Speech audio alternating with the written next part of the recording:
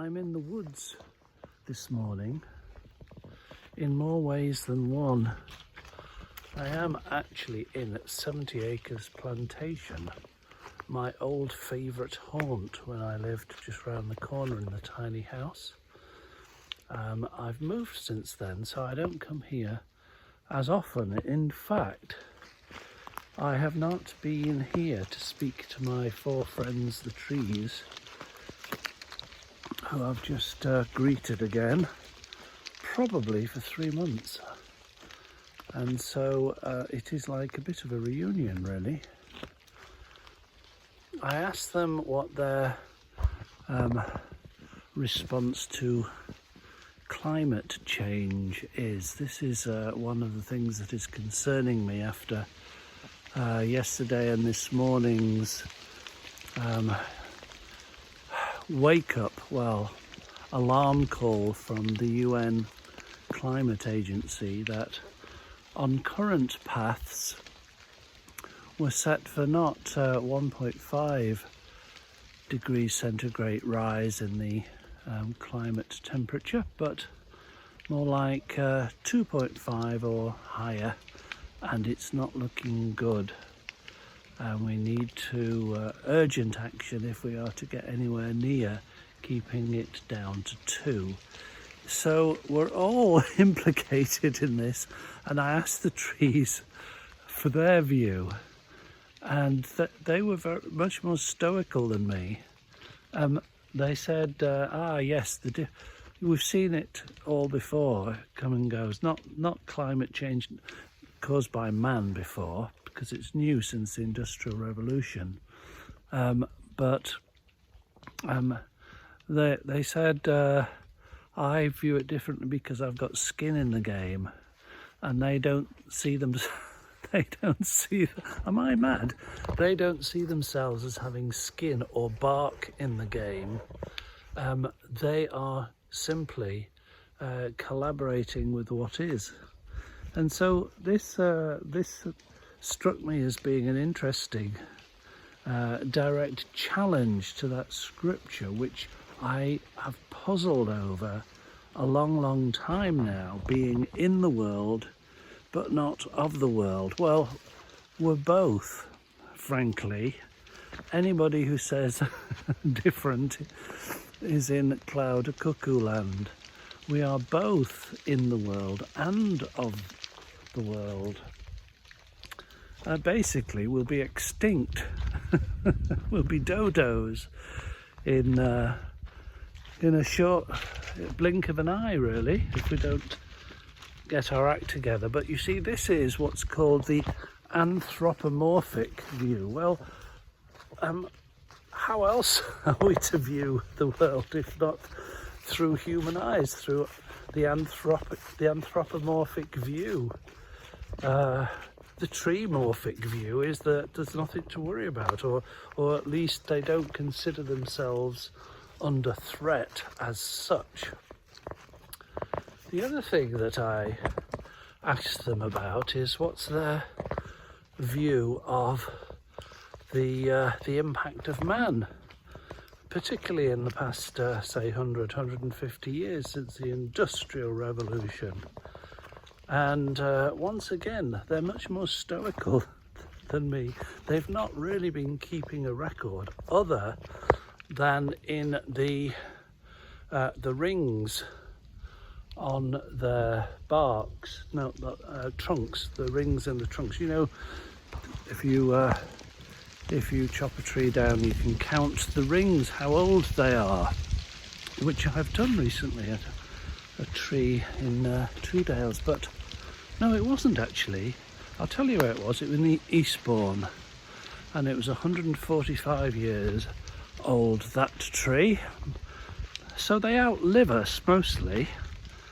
But it's all changed. This season of golden leaves,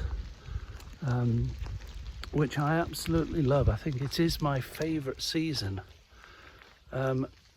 Reminds us that everything fades in due course. There is a season for everything.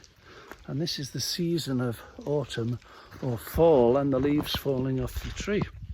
But in terms of the rise and fall of civilizations, there are seasons, and we're all familiar with the decline of previous Greek or Roman or Chinese civilizations.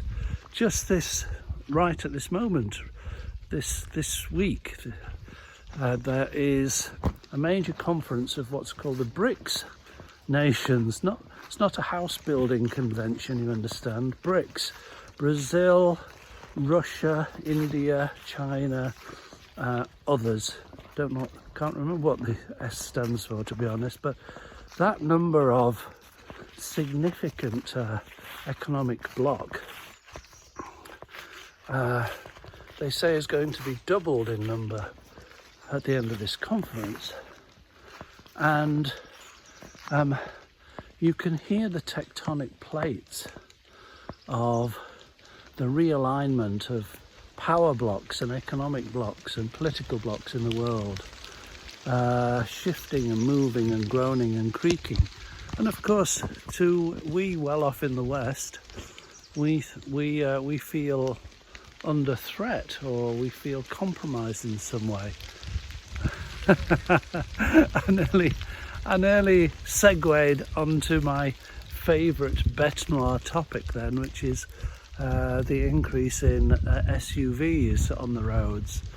But I'll leave that for another rant. So, the seasons of civilizations come and go. So what does it mean to be in the world but not of it? I think it's very easy. Well, let's carry on walking past the Christmas tree plantation. There they are in the background. We're going to walk through them now. It's very easy to super spiritualize, as most of my fellow Christians, or I'm ex-evangelical now. No, I like to call, not ex, post-evangelical. I play in a different sandpit these days, a different kindergarten to the evangelicals.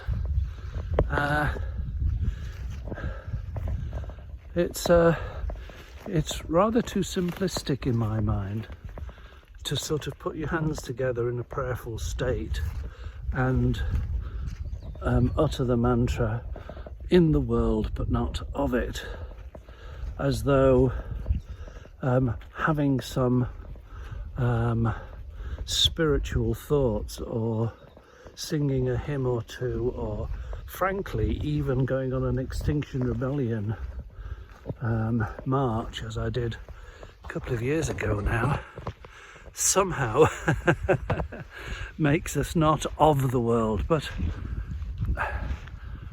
in my view at the moment, you can tell I'm feeling stressed. It's been a stressful week for a number of reasons, and while I'm walking in my favourite, albeit misty, 70-acre plantation to sort of reset my temperament, hopefully back to more calm.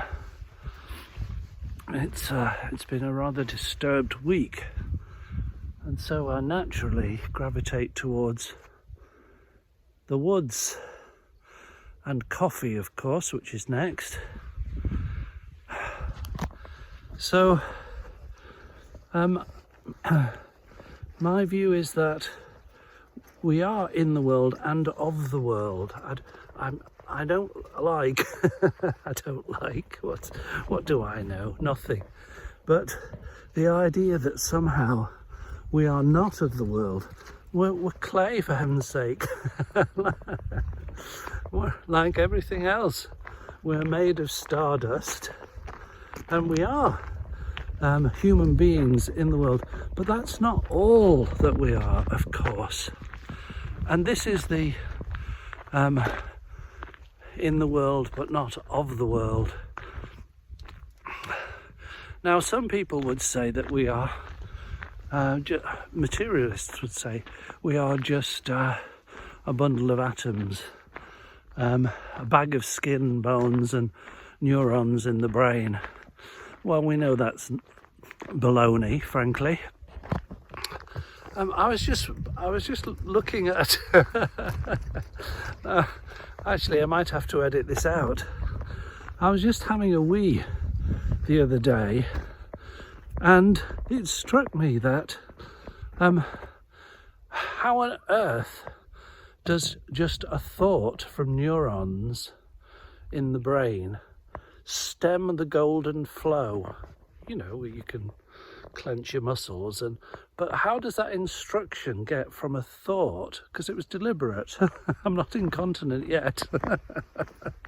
It was deliberate, and I was thinking, how on earth does the mental stuff get through to the physical stuff? And the answer is, we don't know. The best minds, Bernardo Kastrup, he's an idealist. He doesn't know really. Sir Roger Penrose, Nobel Prize winner, he doesn't know really. I'm going to pay to go on a day-long online conference tomorrow because it features, amongst others, Ian McGilchrist, who's written The Matter with Things. He should know, but he doesn't know. I have been to a conference at the same time I met Ian over lunch.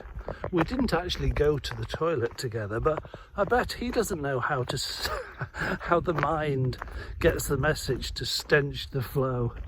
Sorry, stench the flow is something else. So this seems really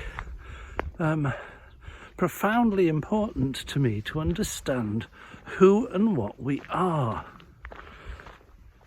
Because as the title of my new book suggests, we are under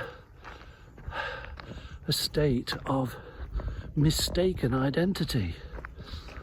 We've grown up and been educated and socialized into thinking we are nothing but material beings. Well, the mystics of every stripe in every age have pulled the rug on that, and I put my hand to that rug and I give it a good tugging right now.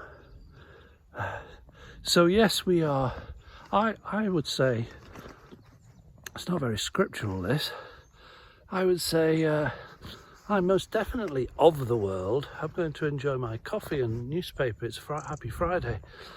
I'm going to listen to Spotify new releases in the tiny house shortly.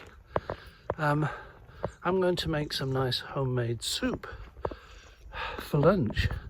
I'm definitely of the world, but that's not the whole story, is it? And it's not for you either. You know, we are not only that, we are more than that. We are not defined by that. We observe that, and we are the observer of all the comings and goings. So the trees themselves, materialistic though they are, essentially, they will come and go, but that which observes the coming and going does not come and go, and that's who we really are. Coffee time.